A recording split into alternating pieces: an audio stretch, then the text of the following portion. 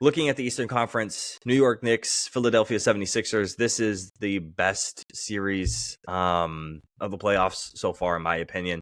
It's been super entertaining to watch. The last game, Game 5, went into overtime off of some missed free throws. Well, Mitchell Robinson just blunders, then Josh Hart missing a free throw, and then Josh Hart in overtime at the end staving the ball from going out of bounds, and then they actually called him out and he wasn't, and then Brunson going up for a 3, and then he was going to get contested, and then so he throws it away, and nobody was in the corner because Harkenstein was already cutting in, so go grab that rebound. So it was an unfortunate series of events for the Knicks that I thought they should have ended it there. I think this is either Knicks ended in this game or Joel Embiid goes ballistic. And I think that's the only way that the 76ers can win this one. Because that's the only way they've won the games. Is Joel's gone ballistic. Tyrese has gone ballistic. Besides that, New York's a better team, right? We talk about the younger teams coming. I thought this was going to be 76ers coming in and upsetting them. But Jalen Brunson's so good. You remember the text message I sent you at the beginning of the season? I asked you about Jalen Brunson. I'm like, how do you feel about Jalen Brunson? What I remember this? I don't know. Here, let me see if I can search the text message. But I thought about this today. I wonder if I can find it. Good luck. A year ago, you'd have been able to find it. We did all our texting through Snapchat. Oh, maybe I did. Yep, I did. It was through Snapchat, so I don't think I can find it.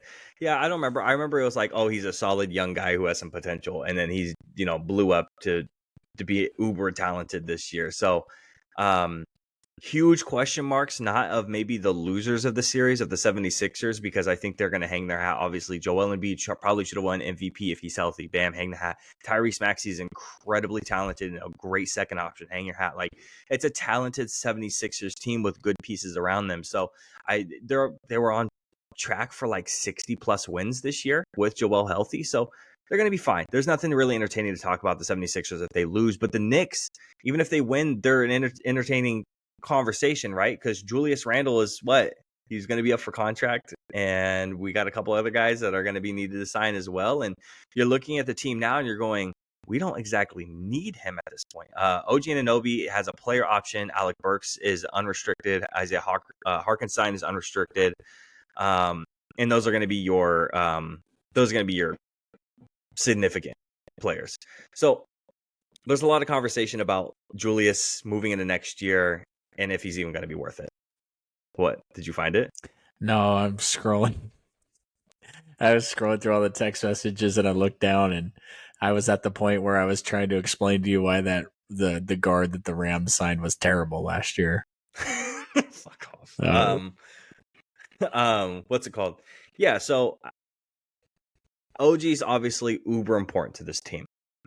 As soon as they traded for him, the whole team's dynamic changed. And you don't trade away two pieces away to Toronto to then not sign OG. Even before the player option even happens, I think they're going to get a deal done before that even comes about. But yeah, Julius Randle, what do we do with Julius? Because there's already questions beforehand. Are they moving on from him after this year, seeing what the 2 seed New York Knicks can actually do with a team led by Brunson and Anunoby and Josh Hart and Harkenstein and Mitchell Robinson and a lot of talented young guys on this team? I don't think you bring Randall back.